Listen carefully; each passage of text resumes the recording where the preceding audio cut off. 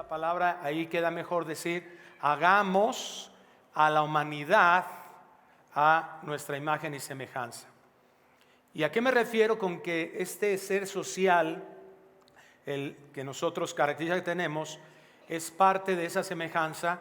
A que, si tú te das cuenta, esa palabra no dice voy a hacer, voy a crear al hombre, dijo hagamos. Y eso, para los que estudiamos por ahí un poquito de español en la primaria, es una conjugación en que singular o plural, plural, ¿verdad? Es la pluralidad de Dios. Un Dios en tres personas, pero un solo Dios. Pero ahí se está mostrando este Dios que hemos definido teológicamente como trino, tres en uno. Entonces, esta pluralidad de Dios se manifiesta también en nosotros. Dios nos hizo para que nosotros en varias formas podamos también ser uno solo. Esta convivencia perfecta de Dios reflejada en su creación, en nosotros principalmente. Sus criaturas nos colocó siempre en comunidad. Es decir, ¿qué fue lo que diseñó más adelante ahí en Génesis 2? Diseñó para que podamos continuar la procreación, ¿verdad? Dejará pues el hombre a su padre y a su madre y se unirá. Y serán una sola carne. ¿Te das cuenta? Es hermosa la creación de Dios. Y en todo lo que Dios creó, deja huella de sí mismo. Como si fuera una pintura, ¿verdad? En la que el pintor le firma ahí abajo con su nombre. Así Dios nos deja su semejanza principalmente a nosotros como seres humanos. Nos puso para que nosotros viviéramos siempre en comunidad. Un hombre no puede hacer más bebés. Tiene que estar unido a su esposa. De dos, uno. El matrimonio refleja por eso la gloria de Dios. El entendimiento correcto del propósito del matrimonio lo vamos a ver en eso, en que nosotros alcancemos a ver cómo Dios muestra sus virtudes, eso es la gloria de Dios, a través de esa unidad. En la familia, una familia.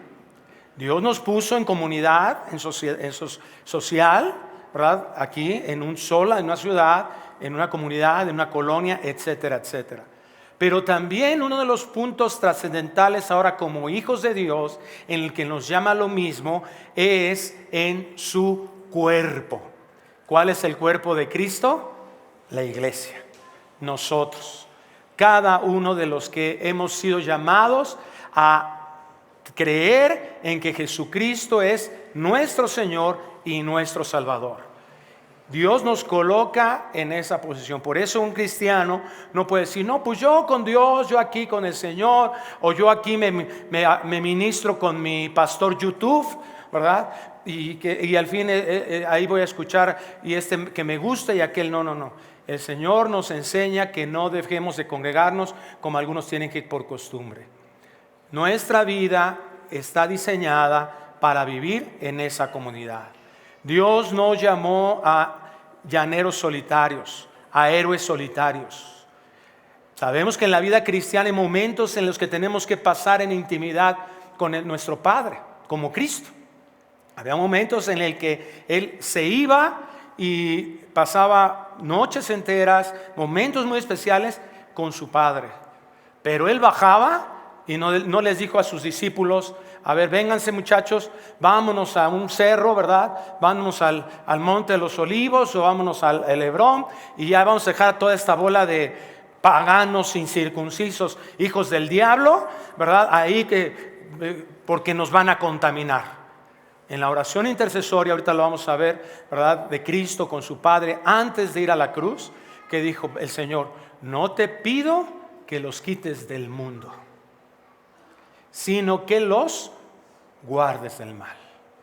El aislamiento nunca ha sido un mandato de Dios para la iglesia de Cristo. Nunca el Señor ha dicho que sí, vamos con el Señor a intimidad y bajamos a hacer luz en medio de las tinieblas. El Señor nos dijo eso en el Sermón del Monte, ¿verdad? ¿De qué manera somos luz aquí en un mundo lleno de tinieblas? ¿Cuál es el propósito? Que conozcan las buenas obras en nosotros y para que vean nuestras buenas obras y conozcan ¿a quién? A vuestro Padre. A través de la iglesia muchos otros pueden conocer de Dios. Ese es el diseño de Dios. Dios nos llamó para que estemos individualizados. Vamos a ver un momento más. Ese individualismo es consecuencia del pecado. Dios nos llamó para que nosotros muramos hacia nosotros mismos. El individualismo, ¿de dónde surge? De la carne, ¿verdad? Orgullosa, la carne egoísta, de la búsqueda de autoexaltación, de ese sentir que yo puedo, que yo soy aquel, de la autonomía. De ninguna manera. Dios de forma personal nos trajo a formar parte de un grupo de redimidos en proceso de madurez. Así es que si tú eres de esos que les encanta estar solos, si piensas que el venir a la iglesia, ¿verdad? Y lo más que haces para convivir con el hermano es cuando te dice el pastor Josie, voltea de tu mejor sonrisa y voltea así. Y es todo lo que haces de convivencia. Y crees que solo Dios ¿verdad? Yo en mi casa servimos al Señor y eso es suficiente. El Señor nos enseña que nos estamos perdiendo de grandes bendiciones en nuestra vida cristiana. Ese pensamiento individualista ha provocado en la iglesia de hoy una división nueva.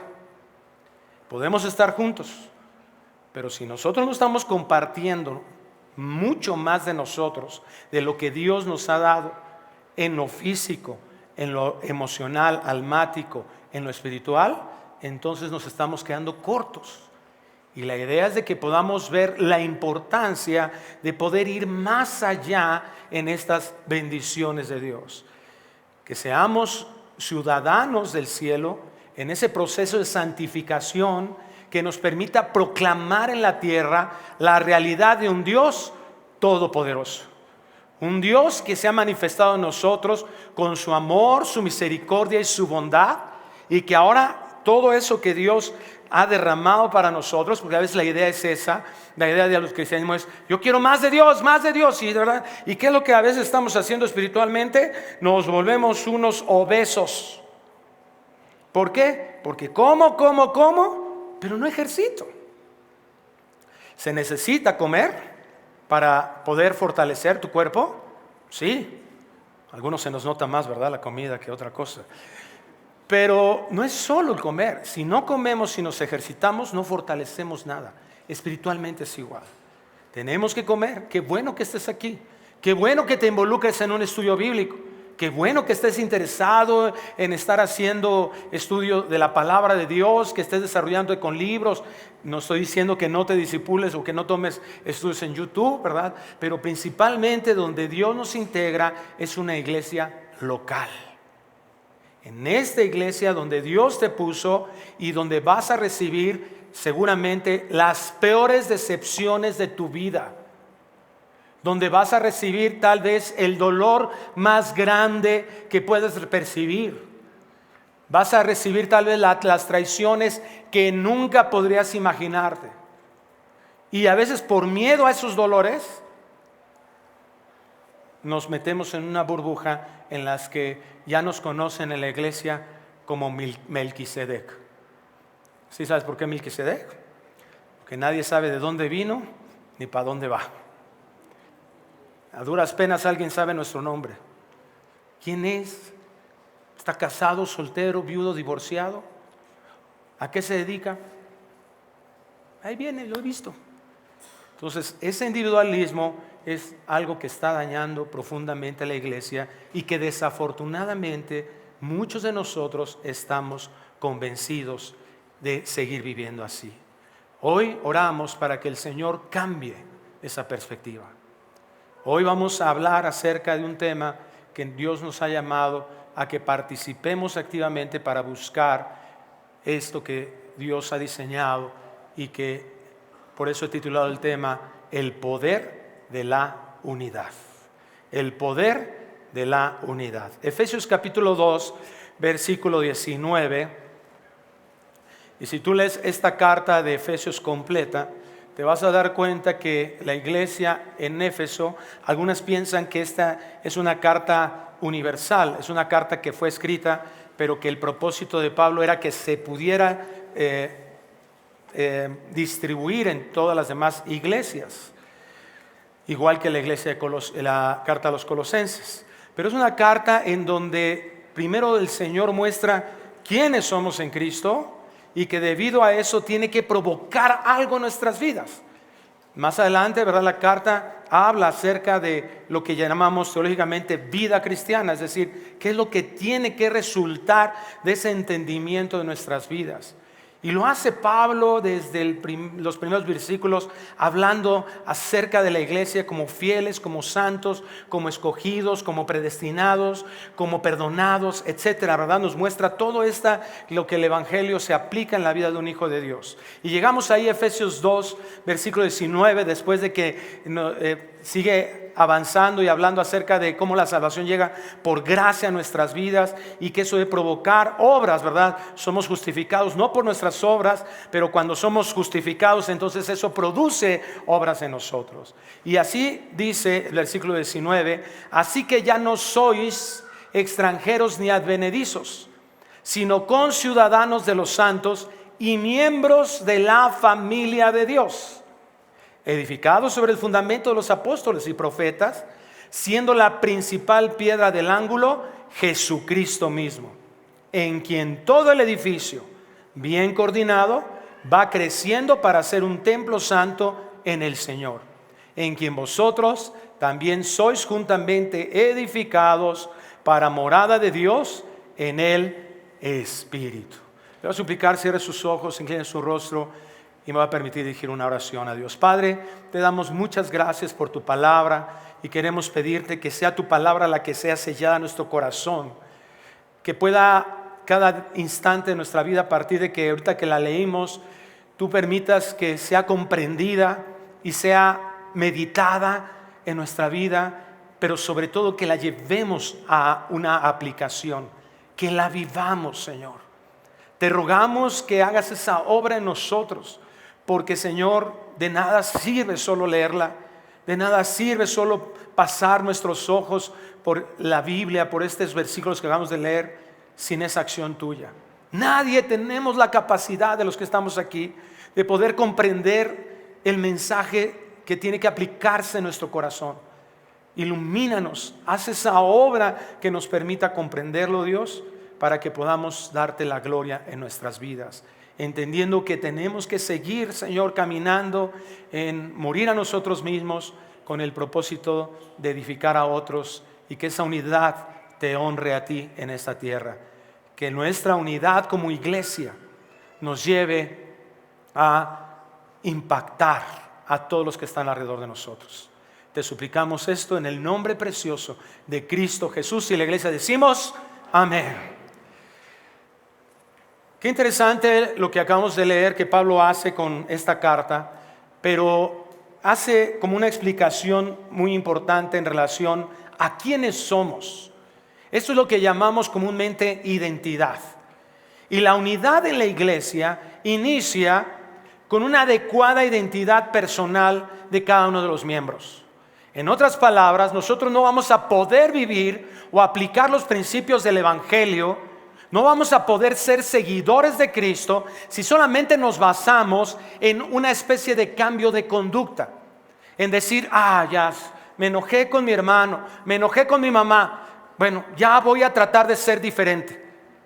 Cuando nosotros intentamos hacer algo por nuestras propias fuerzas o decisiones aisladas de Dios, la realidad es que eso nos llega a frustrar mucho, porque eso no es el modelo de Dios para alcanzar una santificación. Ese no es el modelo de Dios para ser transformados. ¿Qué dijo Jesús en Juan 15? Yo soy la vid y ustedes los pámpanos. Sin mí, nada. Todo está basado en la manera en que nosotros nos estamos relacionando con Dios. no está basado en que solamente adquiero un conocimiento, un nuevo concepto en mi vida, y entonces yo digo, está suave, voy a hacerlo, estoy convencido de hacerlo, ¿verdad? Eso es lo que el coaching nos invita a hacer. Eso es lo que la motivación personal nos invita a hacer. Es lo que desafortunadamente en muchas iglesias que se dicen cristianas nos está invitando a hacer. Tú puedes. O no dice eso en la Biblia, todo lo puedo en Cristo que me fortalece. Es el texto más mal interpretado, creo, que existe en el Nuevo Testamento. A veces estás ahí, ¿verdad? Jalando pesas, haciendo ejercicio. Todo lo puedo en Cristo que me fortalece. Pero eso no es lo que Pablo está hablando ahí en Filipenses. Está diciendo, sé vivir en abundancia y en escasez. En todo y por todo he sido entrenado. Está hablando acerca de vivir una vida cristiana que no importen las circunstancias. No nada más anímate, dale, tú puedes. Eso está centrado en mí, no en Dios. Pero nos hemos convencido de eso. Es una negación completa y rotunda al mensaje de Dios. Dios quiere que nosotros, ¿quieres encontrar una identidad? No te pongas enfrente del espejo, ¿verdad? Y haz dieta o te veas gordito y dices, bueno, por fe ya me vi flaco. En fe, ¿verdad? Se me va a poner cabello, me va a pegar la injerto, ¿verdad? En fe, ¿verdad? Me va a salir mi operación bien de retiramiento y me voy a ver bien. Porque eso es lo que nos invita a nuestro ego. Tú, ¿verdad? No. Lo importante no es lo que tú creas que puedas alcanzar. Lo importante no se basa en lo que tú puedas ver de ti mismo. Nuestra identidad debe de estar en lo que Dios dice de nosotros. Cuando encontramos nuestra identidad en la Biblia, es decir, lo que Dios dice de mí, eso va a extrapolar cualquier cosa que yo puedo pensar de mí mismo. Porque si yo soy una persona que depende de la belleza física, hermano, malas noticias. Porque tarde o temprano todo se cuelga.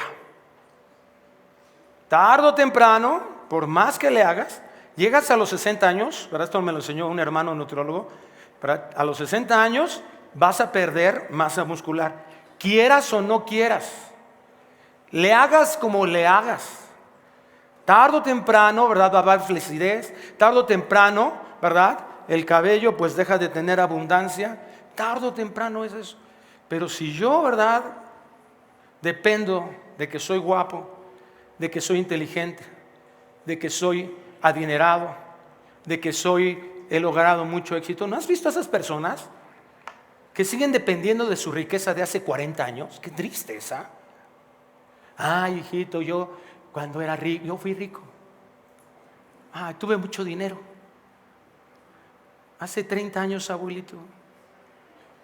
Qué triste, qué frustrante. Dios no nos llama a eso. Fíjate lo que dice Efesios 2:19. Así que ya no sois extranjeros ni advenedizos. ¿Qué significa eso?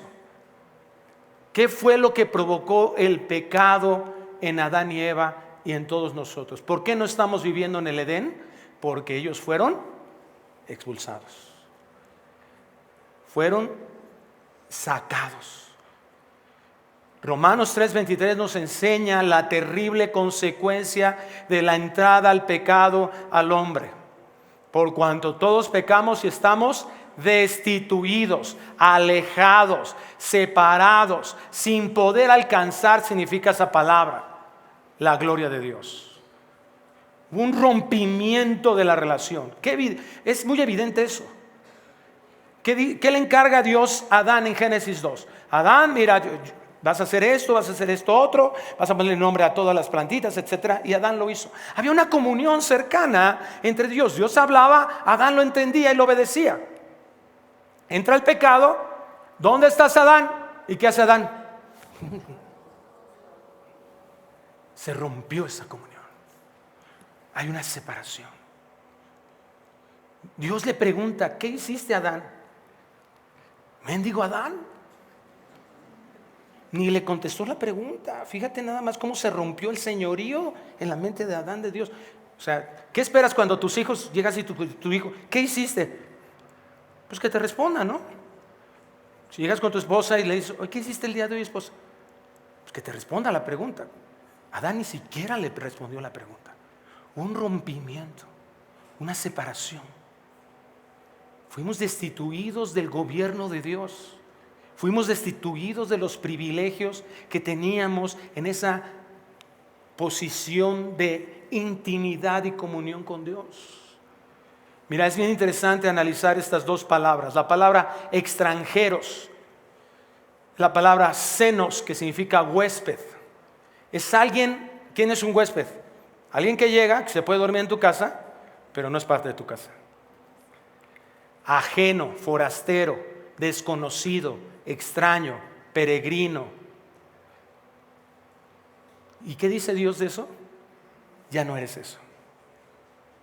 Ahora eres parte de la casa. Si ya no eres extranjero, ahora eres familia. Mirad cuál amor nos ha dado el Padre para que seamos llamados hijos de Dios. Ya no sois advenedizos. Esta palabra es la palabra paroikos, que significa tener una casa cerca, un morador cercano, un residente extranjero, habitar al lado, un vecino, un migrante, un prosélito, se le llamaba a paroikos. ¿Qué dice el Señor? Esto éramos antes, pero ahora en Cristo somos reconciliados. De tal manera nos amó el Señor, ¿verdad?, que aún siendo pecadores, Cristo murió por nosotros. Y éramos enemigos de Dios, pero ahora somos unidos a Cristo. Esto es hermoso. Esto éramos antes. Ahora en Cristo ya no hay alejados. Tú has creído que Jesucristo es tu Señor y Salvador y que su sangre fue derramada para pagar con su sangre, con la última gota de su sangre fue derramada. Él recibió la ira de Dios sobre sí para que nosotros no la recibiéramos. ¿Has creído en eso? Eres un hijo de Dios. Eso es lo que dice Dios. Ya no eres extranjero. Pero a veces nos comportamos como eso. A veces seguimos pidiendo permiso para abrir el refrigerador.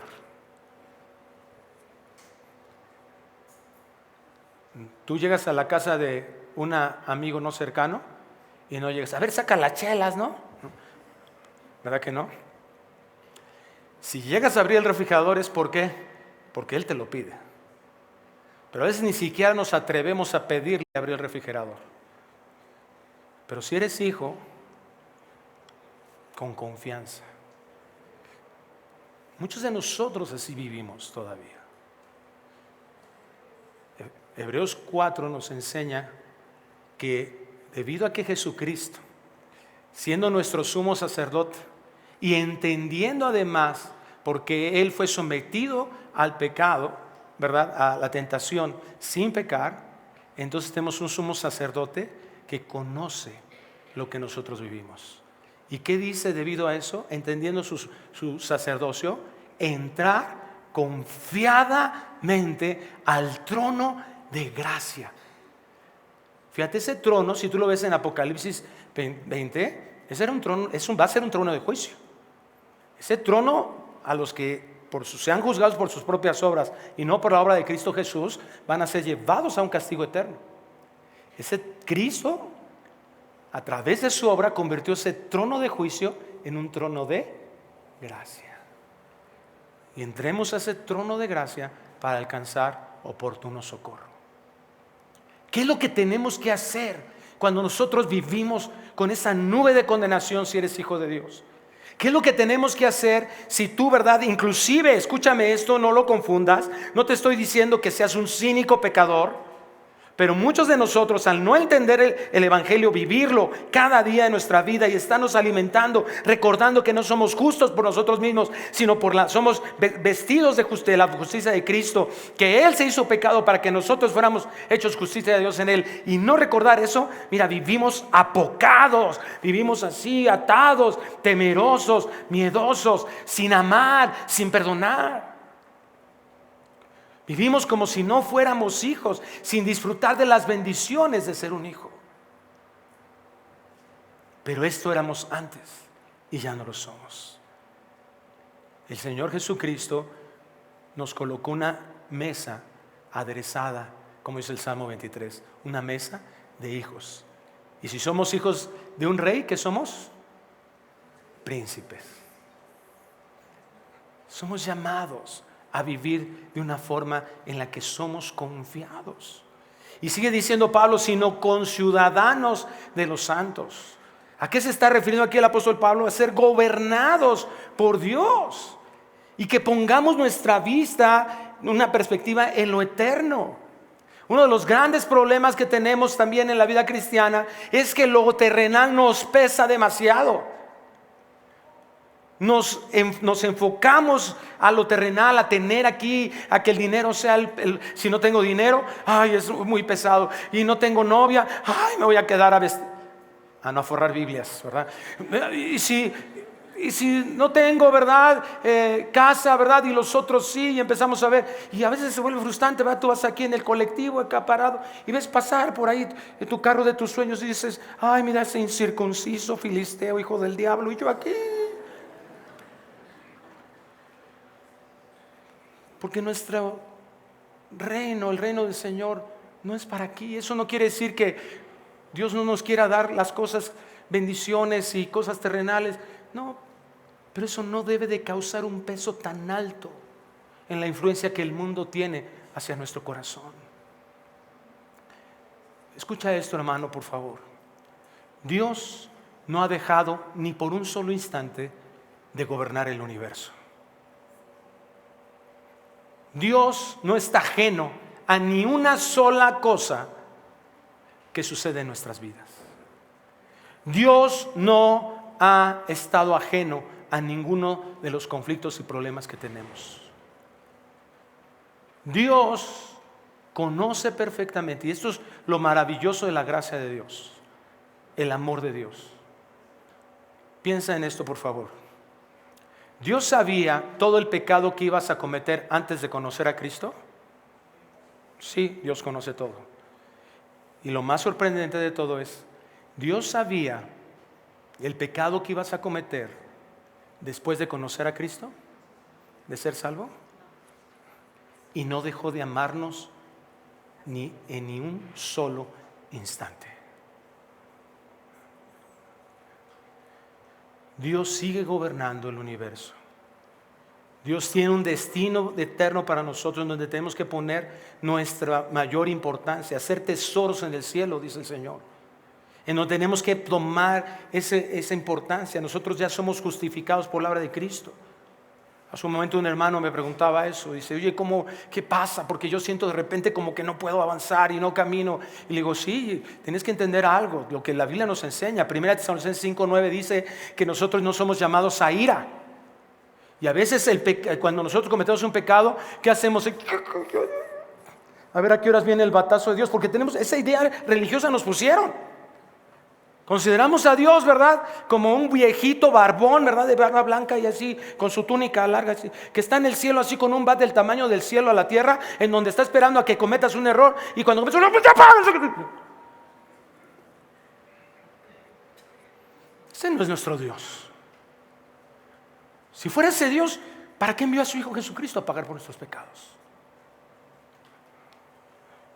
Sin embargo, la ira de Dios fue derramada por Cristo. Ya no nos llega a nosotros. Esa es la propiciación. Pero Dios al que ama, disciplina y azota al que tiene por hijo. ¿Por qué? Más adelante lo dice. Y la disciplina podrá ser no causa de gozo, pero trae fruto de justicia. No es el asunto de Dios que está enojado con nosotros y debemos estar así, ay no, mejor. Y hay cristianos que dicen, no, ya voy a la iglesia, ¿para qué voy a la iglesia? Para ser un hipócrita. No, no seas un hipócrita. Sé honesto y date cuenta que tú no puedes arreglar absolutamente nada de ti mismo. Nada. ¿Cuánto? Nada. Eso fue ganado en la cruz del Calvario. El Señor nos lleva a que nosotros vayamos y alineemos nuestro pensamiento con Él, y ese es el proceso de santificación. Pero si seguimos pensando a nuestra manera, limitados a nuestra perspectiva, entonces eso trae nuestro estancamiento espiritual. Debemos cambiar el entendimiento de todo con una perspectiva de lo eterno, reconociendo nuestro destino final. Es donde se encuentra la verdadera gloria en esta vida. ¿Cuál es la gloria de este mundo? Tener un carro último modelo. Está chido tener, perdonen mi lenguaje chilanguense, está padre tener, está bueno tener un carro último modelo. Pues sí. Hasta huele diferente, ¿verdad? El carro último modelo. Te subes, huele a nuevo. Y todavía no encuentran. El que encuentre ese olor a nuevo va a ser un exitazo comercial. Ahí búscale, ¿no? Pero no hay, huele a nuevo, está bonito. Claro, tener una bonita casa aquí está padre, claro que sí. Pero esa es la gloria de este mundo. ¿Cuál es la gloria de la perspectiva eterna? La que Cristo nos dije, voy a preparar moradas. ¿Cuánto te va a durar una casa? ¿Cuánto la vas a disfrutar? Brother, los créditos más fáciles ahorita están a 30 años. Ahí cuando vas a tener que cambiar tu recámara del primer piso, ya cuando llegues a esa edad, no. Esa es la gloria de este mundo. La gloria del Señor es eterna. ¿Cuánto se puede comparar? Hay veces que le tengo que decir a los hermanos, ¿verdad? Que a veces llegan a consejería y es que mi hijo, ¿verdad? Hermano, está en drogas. ¿Ok, hermano? ¿Y qué quieres? Pues que salga de las drogas. ¿Y su destino eterno? Imagínate que lográramos que deje las drogas. ¿Cuánto le va a durar el beneficio? ¿30, 50, 70 años? Digo, en Cristo las cosas viejas pasaron, son hechas nuevas, buscamos eso. Pero a veces es el objetivo. Ya no quiero ver a mi hijo sufriendo de las drogas. Qué bueno. ¿Y su eternidad? ¿Cuántos son 80 comparado con una eternidad? Entonces no perdamos de vista eso. Es común que el dolor, es común que la soledad, el individualismo nos lleven a perder de vista las cosas importantes y comencemos solamente a enfocarnos con las urgentes. ¿Quién te va a ayudar a eso? Lo que dice al siguiente Pablo, el versículo 19: miembros de la familia de Dios. Como dije hace un momento, ¿por qué somos hijos de Dios? Por la obra de Cristo. Dice Efesios 1, en el capítulo anterior, Pablo dice que somos, ¿verdad?, ahora adoptados por Dios. Algo que es inmutable, algo que es infalible. Como hijos de Dios somos herederos de un Dios que se ha vuelto personal a nosotros. Efesios 1:5 lo dice. Gálatas 3:26 lo dice, pues todos sois hijos de Dios por la fe en Cristo Jesús. Entonces cuando nosotros nos sabemos, este es el producto de la identidad en un hijo de Dios. Cuando yo me sé con un lugar en la mesa, ya no voy a estar peleando por nada más. Cuando tú entiendes que ese lugar, cómo se ganó ese lugar, que eres indigno completamente de ese lugar, que ha sido por gracia nada más, vas a estar dejando de ver, que si el otro está comiendo guisado o está en el postre, tú vas a comer tu sopita y vas a decir, qué rica sopita de fideos. Espero que hayan desayunado bien, ¿verdad? Porque si no van a empezar a destilar ahí. Qué rica, qué bien, qué rico, qué bueno ser hijo de Dios. Yo no voy a estar peleando y es que ¿por qué, verdad? A mí no me hicieron coordinador. Si yo llevo tantos años aquí en esta iglesia y nadie... Va a pasar ahí el Rolls Royce ahí a un lado y tú vas a decir, pero pues aquí mira, ¿por cuánto cobra el pasaje aquí? 12 pesitos. Por 12 pesos, ¿verdad? Me traslado, me dan masaje, ¿verdad? Porque todos apretujados, ¿verdad? Fortalezco mis piernas, no que aquel se va a poner todo gordo de no caminar. ¿verdad? Y hasta sauna a veces, ¿verdad? Con el calorcito. Todo por 12 pesos. Gloria a Dios. Pero si no entiendes que esas cosas, ¿quién eres en Dios? Porque yo aquí, de tanto que he trabajado, yo he dado mi vida. Ese mendigo de mi jefe que no me hace haciendo nada. Todo el mundo tiene la culpa de todo y todo lo vamos a ver horrible. Eso es a lo que se refiere Pablo. Todo lo puedo en Cristo que me fortalece. ¿Por qué? Porque he aprendido. ¿A qué? A estar en contentamiento. Ahí está la clave. Ese contentamiento que nos da el vivir en la presencia de Dios. Ese contentamiento que te da estar ahí, disfrutar ese momento especial con Dios. Que sea el momento más especial de cada día. El reunirnos y que anheles este momento de estar con tus hermanos y adorar al Rey de Reyes y Señor de Señores y estar aquí, ¿verdad?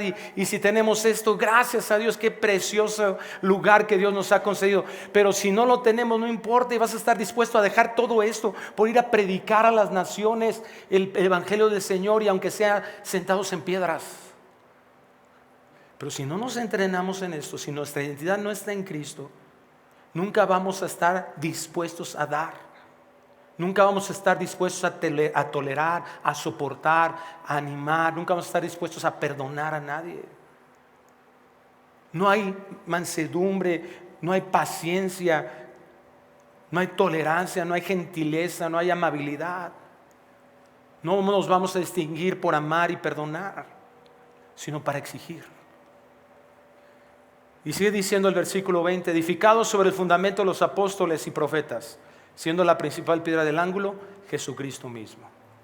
¿Qué se estaba refiriendo? ¿Cuál es el fundamento de los apóstoles y los profetas? La palabra de Dios. El discipulado bíblico es lo que hace cristianos maduros, que se hace una iglesia madura. Dios nos llama a escudriñar la Escritura. Dios nos llama a estudiar y a encontrar el mensaje de toda la Biblia, a conceptualizarlo, interconceptualizarlo en ella misma. No agarrar un texto y agarrarlo de pretexto. Pero cuando vemos en su palabra lo que nos dice, su palabra nos abastece para erradicar todas esas razones que nos están impulsando al egoísmo. Mira, tú vete a tu trabajo y lo único que vas a ver es personas inconversas, egoístas, que siempre están pensando en sí mismas, y que te van a dar muy buenas razones a tu carne para seguir siendo egoísta. Tienes problemas en tu matrimonio y vas y le preguntas a tu amigo, el pitirijas de ahí del trabajo, ¿y qué te va a decir? No, mano, yo no sé cómo aguantas a esa vieja, ¿eh? Oye, no, mano, yo que tú ya, hay muchas mujeres en el mundo, es más, creo que nos tocan de a 7, brother, y tú con una nada más. ¿Qué andas aguantando a esa señora? Lárgate. Y un cristiano, ¿verdad?, que no está sosteniendo la palabra, va a escuchar eso y va a decir: tienes razón, amigo, ¿qué ando aguantando a esta vieja loca? Con tu comadre, ¿verdad?, ¿qué anda aguantando a este monstruo del pantano? No, ya voy a correr a mis hijos. ¿Me va a oír ese jefe? ¿Me va a oír el pastor?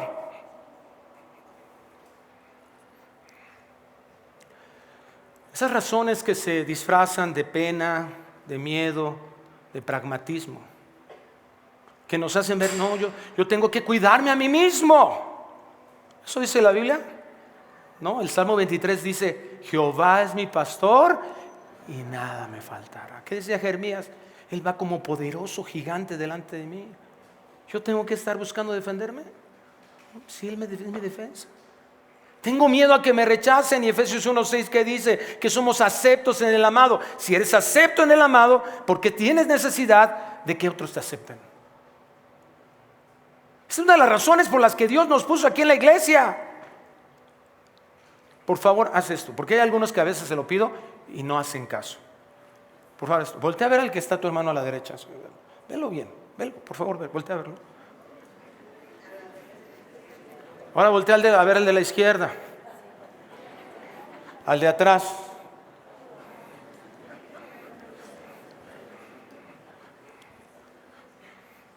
pecadores. Tochos, todos. O sea, depender de que al que volteaste a ver te haga feliz es el error más, el único que nos hace feliz es Dios. Y si dependes del que está junto a ti, y de eso así estamos diseñados, para depender de Dios. Y déjame decirte que si tú estás dependiendo que tu esposa te haga feliz, tu esposa es una diosa terrible. Y si tú dependes que tu esposo te haga feliz, tu esposo, tus hijos, tus amigos, tus hermanos son dioses terribles. Dios no nos llama a eso. Dios nos llama para ser canales de la bendición. ¿Por qué nos hemos vuelto espiritualmente obesos? Porque...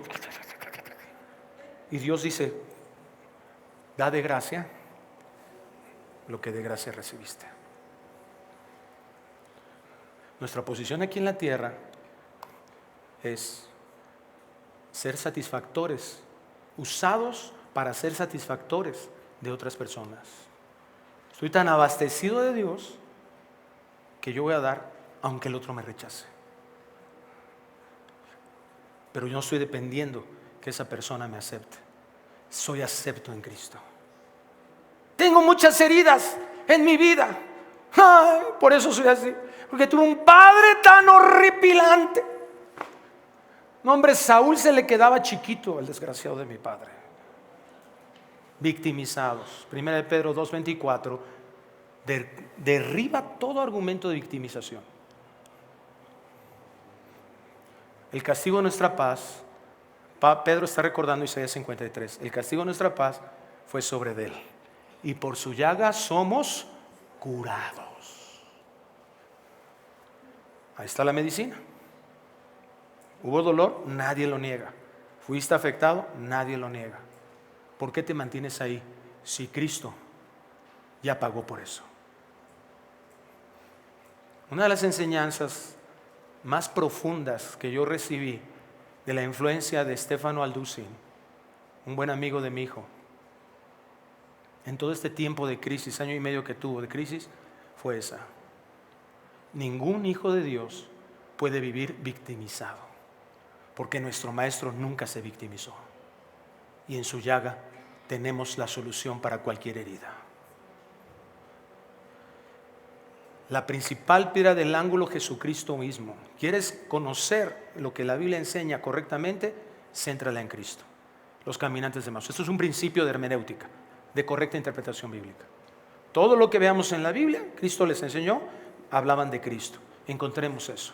Toda la interpretación, la enseñanza bíblica de llevar a mirar y a exaltar a Cristo. El correcto estudio de la Escritura hace discípulos que reflejen eso en sus vidas, y eso es lo que trae unidad. Cuando estamos seguros y permanentes en su palabra, en el Evangelio, en sus promesas, en sus mandatos. Cuando el modelo de nuestra vida es Cristo y no este mundo. Y no tu papá, y que por eso eres papá así, a fin, pues mira cómo me hizo mi papá, y pues yo vivo así. Pues exactamente. Así si tú dices tu papá, pues no te das cuenta de lo que se necesita cambiar. Si vivimos en una sociedad y seguimos adelante, sí, pero eso no significa que esté bien. Puestos vuestros ojos en Jesús, el autor y consumador de la fe, que menospreciando el oprobio, por el gozo puesto en él. ¿Qué fue lo que motivó? ¿Cuál fue el gozo de Cristo para ir a la cruz? Para vivir el menosprecio que vivió desde que nació, desde que fue concebido hasta el derramamiento de su última gota de su sangre. ¿Cuál fue su motivación? Su iglesia. Tú y yo, vernos aquí, salvados, rescatados, adorándole, nuevas criaturas para honrar su nombre. Eso es lo que tiene que ser nuestra motivación. Muchos de nosotros vemos a nuestros hijos perdidos y no sabemos qué hacer. El Señor nos está enseñando qué hacer. Vivir el Evangelio. Nuestro modelo de vida es Cristo. Lo que Él reflejó a sus discípulos, ellos pudieron seguir. Y ve el poder de la unidad. El poder de morir a nosotros mismos y de que ese morir a nosotros mismos nos lleve a entender que ahora estamos aquí no para estar esperando que nos atiendan, no para estar esperando recibir beneficios de los demás y a ver cómo podemos usar a los otros. No, yo ser un canal de esa bendición. Y dice aquí, ¿verdad? En quien todo el edificio, versículo 21 de Efesios 2, en quien todo el edificio bien coordinado va creciendo para ser un templo santo en el Señor. Hace un rato estamos parados aquí, el pastor Yoshimar y su servidor, y estamos viendo la iglesia. Le digo, qué bonita está la iglesia, bro, qué padre que está. Le digo, nomás que sabes que está chiquita. No fue una crítica mala onda, ¿no? O sea, no piensen que estoy bola de mensos porque no. O sea, yo digo, está chiquita, ¿sabes por qué? Porque yo oro al Señor para que su palabra se vuelva una realidad en nuestras vidas de tal manera que esas sillas, en lugar de estén vacías, estén súper llenas y este lugar ya no alcance. Porque un edificio bien coordinado, entendiendo su palabra, trae crecimiento. La unidad de la iglesia se basa y se logra con un ejercicio bíblico en nuestro liderazgo. El liderazgo en nuestra casa, el liderazgo en la iglesia, como pastores, como coordinadores, como maestros, como todos los que Dios, como diáconos, como servidores, todos nosotros tenemos una responsabilidad, modelar el evangelio. La unidad de la iglesia se basa y se logra ejercitándonos en eso. A veces nos perdemos, ¿verdad? Y de repente se equivoca el hermano de la guitarra. ¡Ay! ¡Ay! ¡Un bruto! ¡Sácalo de aquí! ¡Ay! El hermano de audio no prendió el micrófono. ¡Ay! Estás en pecado, hermano. Nos exaltamos tanto a veces de la operación, nos recargamos tanto en la operación de la iglesia que nos perdemos de vista lo importante de la iglesia. Pues si se equivocó, nos peleamos con el ministerio, no tuvimos diferencia. Vamos a separar. No. ¿Qué pasó? ¿Cómo estás? ¿Qué rollo? ¿Qué onda? ¿Qué estás distraído? ¿Qué? No te vi adorando. ¿Qué sucedió? ¿Te das cuenta que eso es lo opuesto al individualismo? Cuando yo estoy en mi rollo, yo vengo a adorar, yo a lo que vengo, un caballo lechero, no sé. Pon las letras rápido que no me dejas cantar. Denme. Cántale bien, hijo, ya te desentonaste. Me vuelvo un exigente. Yo soy lo más importante, yo soy demandante. Eso no es el principio de iglesia. No funcionó algo y en lugar de criticar y quejarme, ¿cómo te ayudo? ¿Qué puedo hacer por ti? Yo valoro tanto, hermano, de verdad, me complace tanto. La otra vez estaba pasando por una crisis en mi vida y di un estudio por vía YouTube a los matrimonios, porque todavía no tenemos un lugar todavía donde darlo en la Ciudad de México. Se nos ha complicado ahí. Y un hermano se acercó conmigo el próximo domingo y me dijo, oye, ¿cómo estás? Te vi en el estudio y te vi cansado. Fue su forma de expresar que algo estaba mal en mí. No sabes cómo lo aprecia un hermano, un discípulo. Porque esa es la iglesia. Yo no estoy aquí para estarme quejando, porque eso estoy centrado en mí. Yo estoy aquí para bendecir a otros. Y yo nunca voy a detectar la necesidad de alguien más si no primero muero a mí mismo. A veces creemos que la iglesia va a crecer inventando nuevos métodos y mira, pues voltea a ver los partidos políticos, digo con todo respeto a los políticos, pero pues una torta y un chesquito, ¿verdad? Arregla el asunto. Una buena, ¿verdad? Un buen show, arregla el asunto y ya vamos a traer nueva gente y todo. No se trata de eso, sino impactar el corazón. Hechos capítulo 4 y capítulo 6, léelo en tu casa. La iglesia no es una comunidad libre de problemas y conflictos.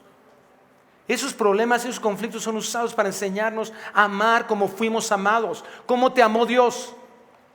¿Siendo una buena persona? Siendo un pecador, traidor. Fíjate, Dios fue bueno siempre nos dio su misericordia, nos proveyó. De Jehová la tierra de su plenitud, del mundo los que en él habitan. De su mundo siempre estuvimos consumiendo. Y Dios, cuando nosotros lo traicionamos pecando, no nos destruyó, ni nos desechó, y nos dijo, porquería, sácate. No, nos amó, envió a su Hijo Jesucristo. Siendo pecadores, en eso mostró su amor. Siendo pecadores, Cristo murió por nosotros. ¿Por qué no hemos entendido esa esencia del Evangelio? ¿Cómo te ayudo? Hasta la disciplina en la iglesia debe tener esa motivación.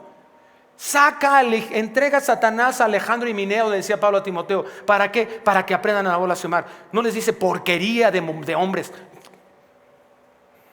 para que aprendan. La intencionalidad de tu paternidad, tu liderazgo dentro de tu casa debe ser la misma. No, ay, me siento tan ofendido de que pecaste, de que hiciste esto, de que ¿cómo puede ser posible que te drogabas? Pues es pecador. Lee Romanos 3, te vas a dar cuenta cómo es posible que suceda eso en tu hijo. Y no estoy diciendo que no disciplinemos ni ejerzamos autoridad, pero Dios está ejerciendo una autoridad todo el tiempo, amorosa y bondadosa, mirando cuál es lo mejor. No estoy diciendo que a veces no haya que ejercer disciplina y sacar a algunos miembros de la iglesia, pero ¿cuál es la intención? ¿Que estoy ofendido como pastor? ¿O porque te amo tanto que estoy esperando que hasta con eso pueda venir un arrepentimiento en tu corazón?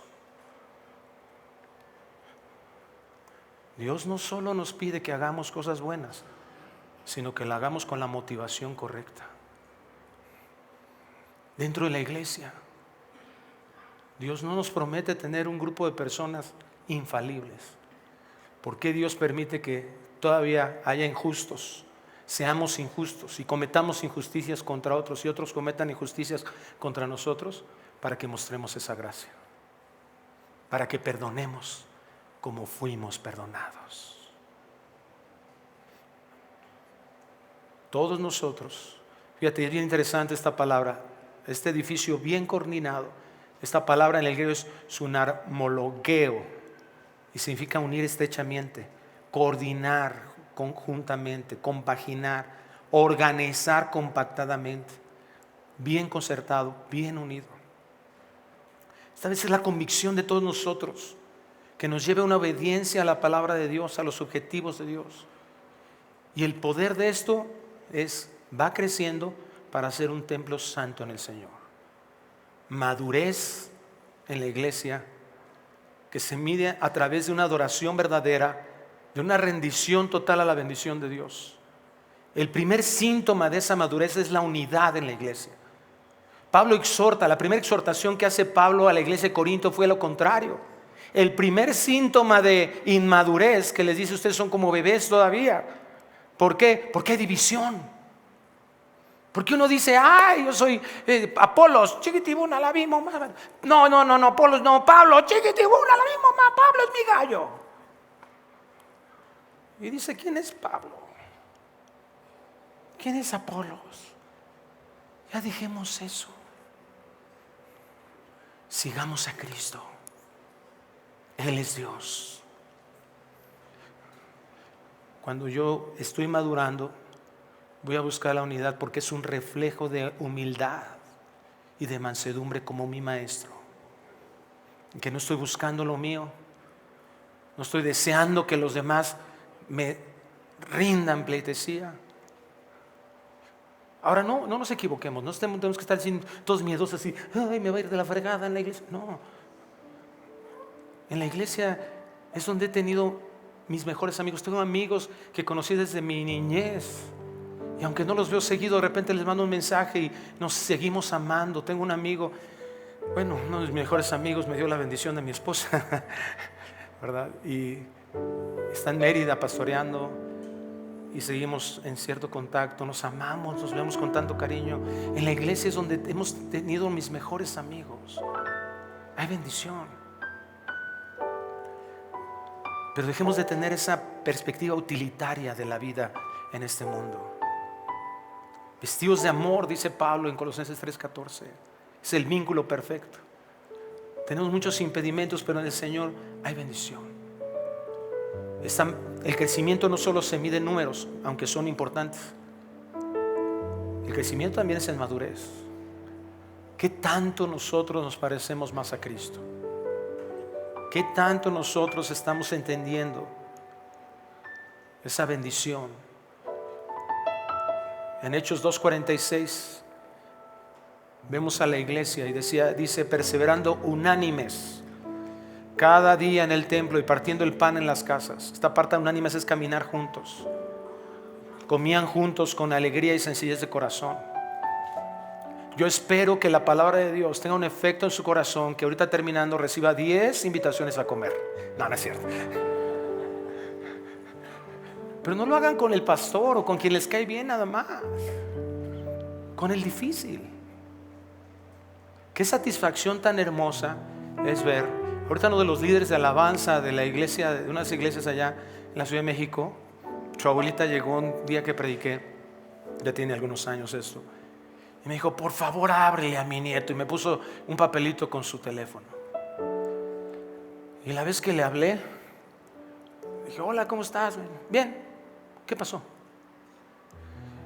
No, pues mira, tu abuelita me pidió que te hablara y quería ver cómo estabas. Mira, lo que tú tengas que decirme ya me la sé.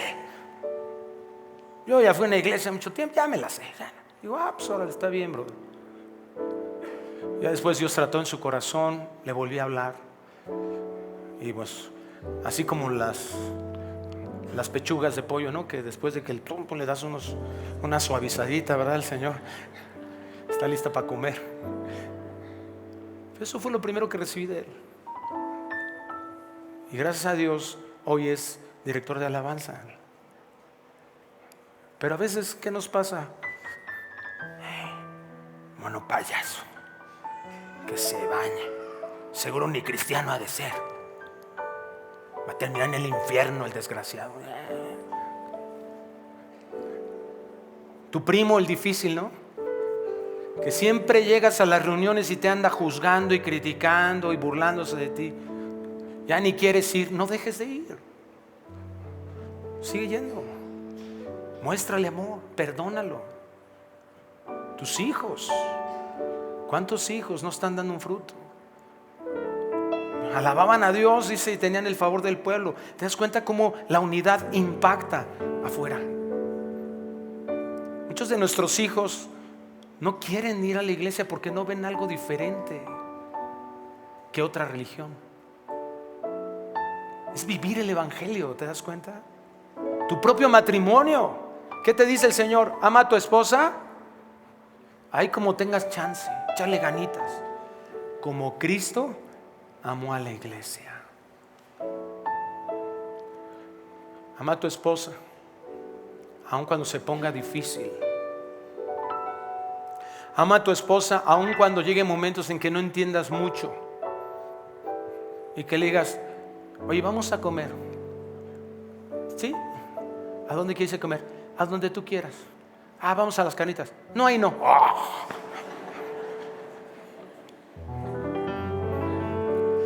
¿Razón para no amarla?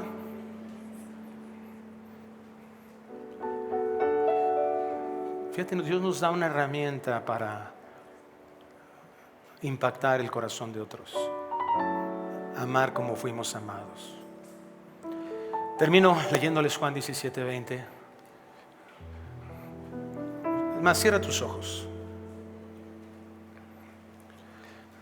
Mas no ruego solamente por estos, sino también por los que han de creer en mí por la palabra de ellos, para que todos sean uno, como tú, oh Padre, en mí y yo en ti, que también ellos sean uno en nosotros, para que el mundo crea que tú me enviaste.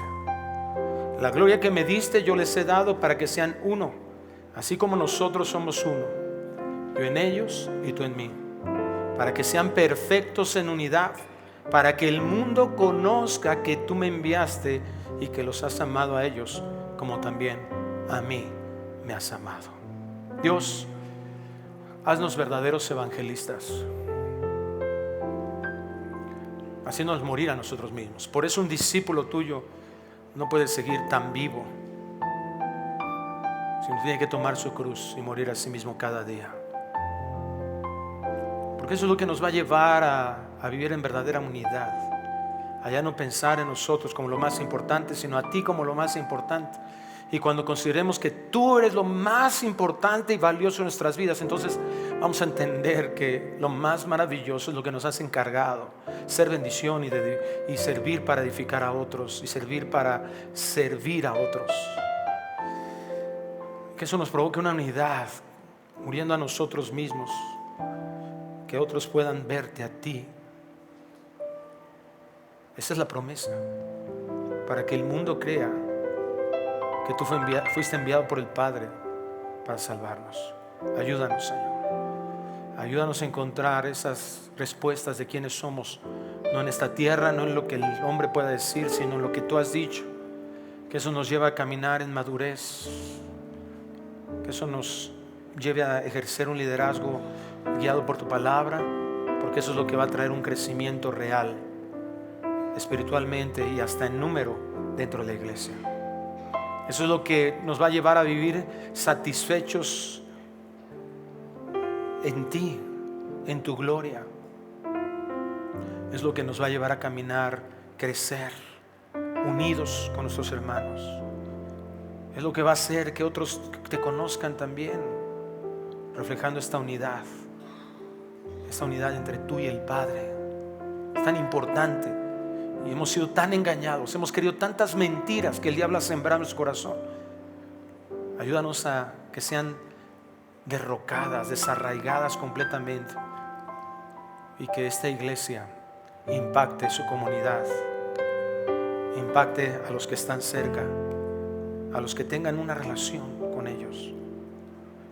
Permite, Dios, que caminemos en esta bendición, en este poder que dice tu palabra que tiene el que nosotros renunciemos al individualismo, al egoísmo, al orgullo, a la autonomía, al autogobernarnos, y darnos cuenta que tenemos una familia hermosa en Cristo, infalibles, imperfectos, pero que juntos estemos caminando a ser más como tú.